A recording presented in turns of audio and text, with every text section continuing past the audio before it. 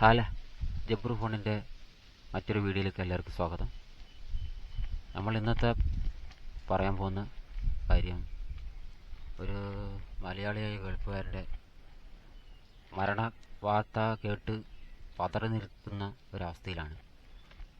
അബ്ദുൾ റഹീം അങ്ങനെ എന്തോ ഒരാൾ, ഓട്ടോക്കാരൻ ബോച്ചൻ്റെ വീഡിയോ കണ്ടപ്പോഴാണ് സംഗതി അറിഞ്ഞത്. ഈ കുറച്ച് നാളുകൾ കൂടി ഉള്ളൂ അയാളുടെ ജീവിതം എന്നാണ് പറയുന്നത്. തൂക്കിക്കൊല്ലാൻ വിധിച്ചിരിക്കുകയാണ്. 35 കോടി രൂപ കൊടുത്താൽ രക്ഷപ്പെടുത്താന്നാണ് പറയണത്. സൗദിയിൽ 18 വർഷമായിട്ട് കോഴിക്കോട് ഫറൂഖിലുള്ള ഓട്ടോ ഡ്രൈവറായിരുന്ന അബ്ദുൾ റഹീം 18 വർഷമായിട്ട് ജയിലിലാണ്. നിരപരാധിയാണെന്ന് ആണ് മനസ്സിലാക്കാൻ കഴിഞ്ഞത് അന്വേഷണത്തിൽ. അവിടെ അറബിയുടെ ഭിന്നശേഷിയായ കുട്ടിയെ നോക്കുകയാണ് അദ്ദേഹത്തിൻ്റെ ജോലി. അപ്പോൾ ഭക്ഷണത്തിന് വേണ്ടി ഒരു ഉപകരണം ഘടിപ്പിച്ചിട്ടാണ് ഭക്ഷണം നൽകി വരുന്നത്. കൈ അറിയാതെ തട്ടിയപ്പോൾ ആ ഉപകരണം മാറിപ്പോയി. അറിയാതെ ആ കുട്ടി മരണപ്പെട്ടു. അതിൻ്റെ ഫലമായി 18 വർഷം ജയിലിലാണ്. അടുത്ത മാസം തൂക്കിക്കൊല്ലാൻ വിധിച്ചിരിക്കുകയാണ്. അപ്പോൾ അതിനുവേണ്ടി ഒരു ബോച്ചെ യാചക ഫണ്ട് രൂപീകരിച്ചിരിക്കുകയാണ്.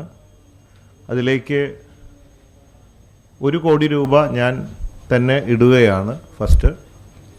അത് ദുബായിൽ ബോച്ചെ ടീ ലോഞ്ച് ചെയ്തിട്ടുണ്ട്. അതിൽ നിന്ന് കിട്ടുന്ന ആ പുതിയ ബിസിനസ്സിൻ്റെ ലാഭം അതാത് ദിവസം കിട്ടുന്നത് അത് ഫണ്ടിലേക്ക് ഇടുക എന്നതാണ് ലക്ഷ്യം. കൂടാതെ ബാക്കി 33 കോടി രൂപ കണ്ടെത്താൻ തിരുവനന്തപുരം മുതൽ കാസർഗോഡ് വരെ തെണ്ടാനാണ് ഉദ്ദേശിച്ചിരിക്കുന്നത്, യാചിക്കാൻ. എന്താലേ 18 കൊല്ലം പാവം നിരപരാധി, ഒരു തെറ്റും ചെയ്യാതെ 18 കൊല്ലം ജയിലിൽ, എന്നിട്ട് അവസാനം തൂക്കിക്കൊല്ലുക എന്ന് കേൾക്കുമ്പോഴുള്ള മാനസികാവസ്ഥ സങ്കല്പിക്കാനേ കഴിയുന്നില്ല.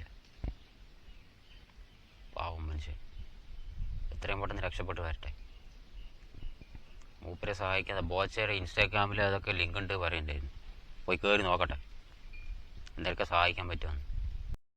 പാവം മനുഷ്യന്മാർ രക്ഷപ്പെടാൻ വേണ്ടിയിട്ട് ഗൾഫിലും അവിടെ ഇവിടെയൊക്കെ പോവുക. ഇതായിരിക്കും ചിലവരുടെ അവസ്ഥ അല്ലേ. അതൊക്കെ ഓരോ വിധിയാണ്. ദൈവത്തിന് പഠിച്ചിട്ട് കാര്യമില്ല. അതൊക്കെ നമ്മളുടെ വിധി എന്നാണ് ഞാൻ വിശ്വസിക്കുന്നത്. അയാൾക്ക് അറിയാതെ പറ്റിയതാണെന്ന് തെളിയിച്ചിട്ടുണ്ടെങ്കിൽ അയാൾ തൂക്കിക്കൊല്ലേണ്ട കാര്യമുണ്ട്. കുറച്ച് ഫൈനാ കൊടുത്തു കഴിഞ്ഞാൽ, ഫൈന് കൊടുത്തില്ലെങ്കിൽ തൂക്കിക്കൊല്ലുക എന്ന് പറയണത് കാലാകാലം ജയിലിലിടുകയാണെങ്കിലും കൂടി അതൊരു വിഷയമാക്കാണ്ട് കൂടെ. അത് തൂക്കിക്കൊല്ലെന്ന് പറയുമ്പോൾ ഒരു വല്ലാത്തൊരു സംഭവമാണ്. അത് വീട്ടുകാർക്ക് എത്ര വിഷമമുണ്ടല്ലേ.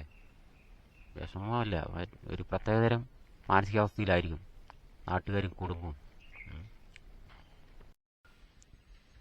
സമയം നീട്ടി ചോദിക്കാൻ ശ്രമിക്കുന്നുണ്ട്. ഇതിലേക്ക് വരാൻ കാരണം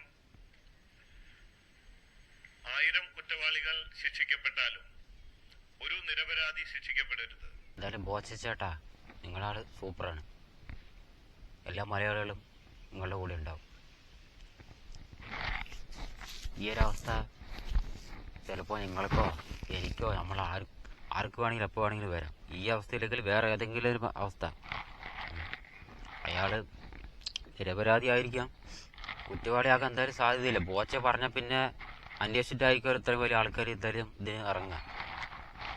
എങ്ങനെയെങ്കിലും ഒരു കോടി, എത്ര കോടിയാണെന്ന് വെച്ചാൽ ഒരു മനുഷ്യൻ്റെ ജീവനല്ലേ, എന്നൊരു വിഷയമല്ലേ.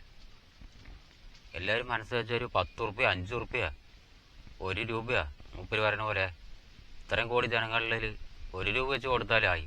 പാവം ആരെങ്കിലും നിരപരാധി പാവം എങ്ങനെയെങ്കിലും ആൾ രക്ഷപ്പെട്ടോട്ടെ. എന്നാലും മൂപ്പര് സമ്മതിക്കണം. ഇത്രയും തിരക്കിനിടയ്ക്കൊക്കെ ഇത്രയും ചാരിറ്റികൾ ചെയ്യുക എന്ന് പറഞ്ഞാൽ ഒരു വലിയ കാര്യമാണ്. ബോച്ചേ, നിങ്ങൾക്കൊരു സല്യൂട്ട്. അങ്ങനെ എല്ലാവരും മാക്സിമം ഷെയർ ചെയ്യുക, സഹായിക്കുക. നമ്മളെ അല്ല, പാവാ മനുഷ്യനെ ജയിലിൽ കിടക്കണ തന്നെ എങ്ങനെയെങ്കിലും രക്ഷപ്പെട്ട് വന്നാട്ടെ. 35 കോടിയൊക്കെ എന്ത് ഇതാ പുല്ല് പോലെ ഇരിക്കും മലയാളികൾ വിചാരിച്ച എന്തും നടക്കും ലോകത്ത്. അത് കാണിച്ചു കൊടുക്കണം. ഇതിനു മുമ്പ് നടത്തിയിട്ടുണ്ടല്ലോ പല സംഭവങ്ങൾ. എന്തായാലും ഓക്കെ, ബൈ.